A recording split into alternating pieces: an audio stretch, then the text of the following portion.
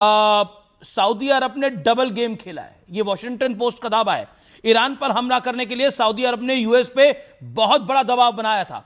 Crown Prince Mohammad बिन सलमान ने Trump को कई कॉल किए थे। क्राउन प्रिंस ने एक महीने में ट्रंप को कई बार प्राइवेट फोन कॉल किए। ट्रंप डिप्लोमेटिक समाधान चाहते थे और क्राउन प्रिंस ईरान पर अटैक चाहते थे।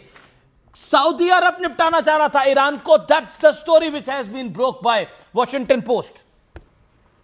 देखिए, सऊदी अरेबिया और ईरान की तो कभी नहीं बनी, और जो कुछ अरसे के लिए दोनों ने मिलना जुलना शुरू किया था वो भी एक आर्टिफिशियल तरीके से मिल रहे थे। तो ये तो नहीं कहा जा सकता कि ईरान और सऊदीया की दोस्ती हो गई थी या दोस्ती हो गई है। लेकिन ये ज़रूर है कि अब जितनी गल्फ़ कंट्रीज़ हैं उनके मुकाबले में ईरान जो है वो काफ़ी मजबूत साबित हुआ है। और ईरान बाकी गल्फ़ कंट्रीज़ की तरह, या पाकिस्तान को भी अगर हम शामिल करते हैं, उस तरह से आगे नहीं झुका है अमेरिका के।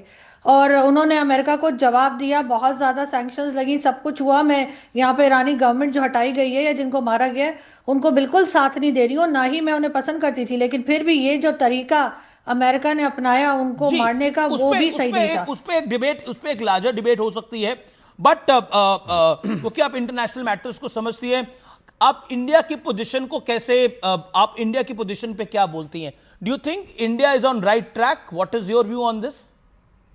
देखिए, साफ साफ तो कुछ कहा नहीं गया है भारत की तरफ से। आप लोगों ने ना तो ईरान को कहा है इसके वो ठीक है, और ना ही आपने इसराइल को। जाहिर है आपके दोनों से टर्म्स हैं, तो आपको बहुत ज़्यादा मेरे ख्याल है बैलेंस रखना पड़ रहा है। लेकिन अभी तक कोई ऐसी स्टेटमेंट मैंने तो नहीं देखी जिसमें कि पीएम मोदी ने साफ साफ कहा हो कि ईरान पर अटैक गलत था, या जो ईरान ने उठकर सारी गल्फ कंट्रीज़ को टारगेट किया है वो गलत है। तो मेरा ख्याल है अभी चाहे पाकिस्तान हो या भारत हो, दोनों के लीडर्स ने कोई साफ किस्म की स्टेटमेंट नहीं दी है जिससे किसी को कुछ समझ में आए कि ये क्या चाहते हैं और किसका साथ दे रहे हैं। लेकिन आप लोग वैसे ज़्यादा जो है वो इसराइल की तरफ ही नज़र आ रहे हैं, अगर अगर एक न्यूज़ को देखा जाए या वैसे देखा जाए तो लग रहा है। इसराइल की तरफ ही नजर आ रहे हैं। और इसके इसके स्वाभाविक कारण है, ईरान ने सिर्फ इस रिजीम में नहीं, कांग्रेस की रिजीम में भी इंडिया को कई बार धोखा दिया है।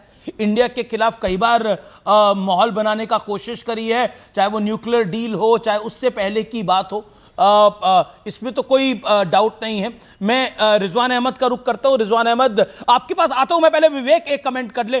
विवेक, मतलब जो असदुद्दीन ओवैसी कह रहे हैं, जो संजय राउत कह रहे हैं, वो सही कह रहे हैं? नहीं, मैं ओवैसी साहब का समर्थक नहीं हूं, लेकिन वो जो कह रहे हैं सही कह रहे हैं। ये जानबूझ करके आपने रमजान के महीने में गल्फ कंट्रीज में एक अनरेस्ट क्रिएट किया, अमेरिका और इजराइल ने, जानते हुए कि लोग रोजे से होते हैं, एक उनका एक रिलीजियस का एक पाक माहौल है। That is what has been done, it is so bad. मैं सहमत हूं ओवैसी से जो उन्होंने बोला, और संजय रावत ने सही कहा। बड़ी आपने बड़ी एक रोजे से सब होते हैं जी। अब सऊदी में रोजे से नहीं होते, मक्का तो वही है सर। देखिए, तो सऊदी प्रिंस चाह रहे थे अटैक करने के लिए। देखिए, जब सऊदी प्रिंस चाह रहे थे अटैक करने के लिए, अब बताइए सर।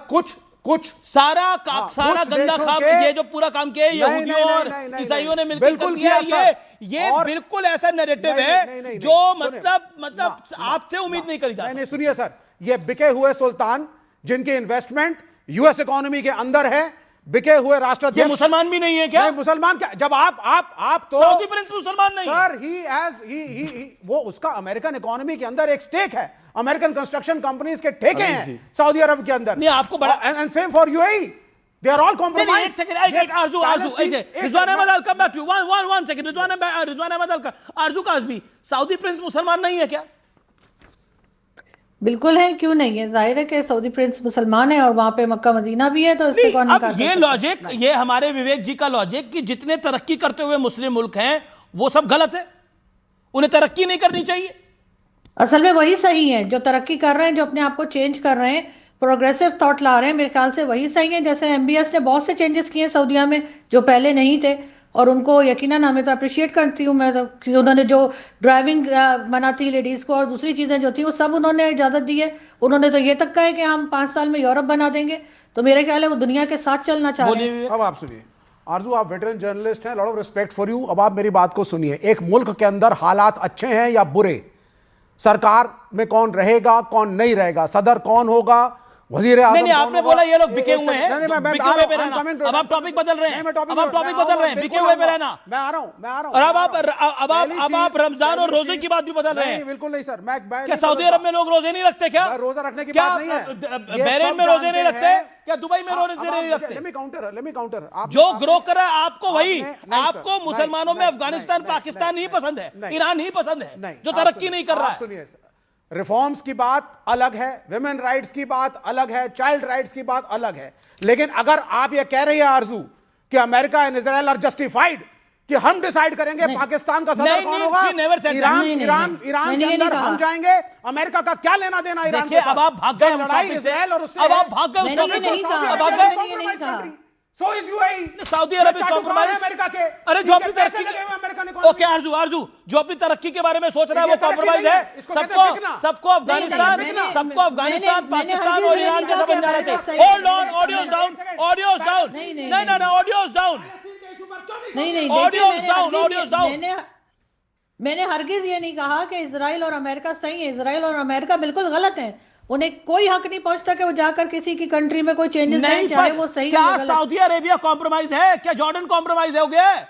क्या यूएई कॉम्प्रोमाइज हो गया है? देखिए ये सारी गल्फ कंट्रीज तो ये आपका विचार हो सकता है, शांति रखिए। अब आप आरजू इतना चिल्ला नहीं रही। देखिए ये सारी गल्फ कंट्रीज जो हैं ये तो अमेरिका के साथ मिली हुई हैं। इनका तो हिम्मत ही नहीं है कि अमेरिका के आगे उठ सके।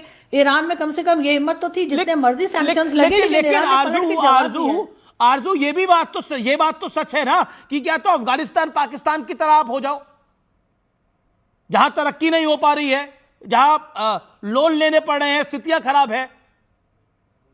लेकिन ईरान पे अटैक करने का राइट तो फिर भी नहीं होता ना तो अमेरिका ईरान को, ना नहीं, एक सेकेंड नहीं देखिए आरजू आप you have a right to your, आपका अपना राइट है अपनी बात को रखने का। ईरान पे कोई ईरान ने 34 वहां पे 40,000 लोगों को निर्मम हत्या कर दी, राइट नहीं होता। मैं रिजवान अहमद को लेके आना चाहता हूं इस चर्चा के अंदर। Rizwan Ahmad, now this is very important, then I will go to Congress also. Rizwan Ahmad, your point on this. जी हाँ, सबकी सुननी बड़े आराम से सुनी है। मैं जब बोलूंगा बड़े आराम से बोलूंगा, सब आराम से सुने। कोई बीच में बोलेगा तो छुट्टे ही बदतमीजी करूंगा। जी अब आप सुनिए। शुरुआत में हमारे किदवाई साहब ने बोला कि जैसे मोदी जी और नेतन्याहू जी राष्ट्रवाद को ढाल बनाते हैं। अमीश भाई, कुछ लोग जिहाद को, आतंकवाद को, पत्थरबाजों को और तुष्टीकरण को ढाल बनाते हैं। यस। तो अगर मुझे चॉइस मिलेगी तो मैं राष्ट्रवाद को ढाल सही मानूंगा, आतंकवाद को, पत्थरबाजों को, तुष्टीकरण को ढाल नहीं बनाऊंगा। पहली चीज। फिर हमारे एक साथी ने कहा कि जो ईरान में लोग मर रहे हैं उनकी बात भी सोच लो। तो जो आज से 1 साल पहले 700 महिलाओं को गोलियां मारी थी हिजाब के नाम पर, तो उनके लिए भी थोड़े आंसू बहा लो।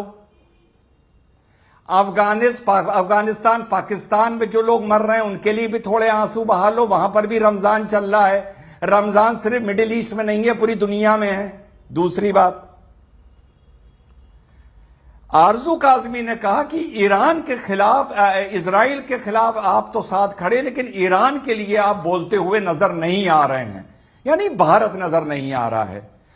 तो अमीर जी, जरा मैं आरजू से, हमारे अच्छी तरह इनसे जान पहचान है, इनसे ये पूछना चाहता हूं कि जब हमारा 26/11 हुआ था तो ईरान कुछ बोला था? जब पहलगाम हुआ था तो ईरान कुछ बोला था क्या? जब पुलवामा हुआ था तो ईरान के कुछ दर्द हुआ था क्या? क्या उसने पाकिस्तान को फटकार लगाई थी क्या?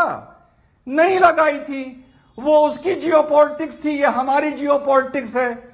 आप पाकिस्तान में बैठ के हमें समझाने वाली कौन होती हैं कि हमें क्या बोलना चाहिए और क्या नहीं बोलना चाहिए? डिबेट है, इसलिए आपसे तर्क पे बात कर रहा हूं।